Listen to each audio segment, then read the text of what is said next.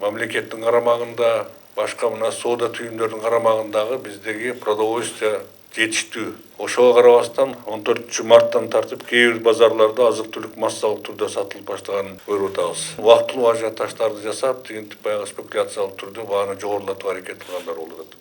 Кээ бир райондордо эч кандай натыйжасы же болбосо себеби жок эле. Ундун баасы, канттын баасын көтөрүп алышкан. Үчтөк пайда табууну көздөгөн соода тармагынын айрым өкүлдөрүнө катаал чараларды көрүшүбүз керек. Мен түшүнүп атам, мына бизде күч органдарына оордук келет, бирок мамлекеттин кызыкчылыгы үчүн, элдин кызыкчылыгы үчүн кандайдыр бир мындай шактарга барууга туура келет да. Ошон үчүн карап туруп ошол иштерге бөгөт коюунун үстүнөн жалпылап иштейли. Дагы бир жолу баса белгилеп кетким келет. Өлкөдө азык-түлүк жана коомдук керектелүүчү товарлардын көлөмү жеткиликтүү. Жана мен айтып өткөндөй, бүгүнкү күндө запастардын баары такталды.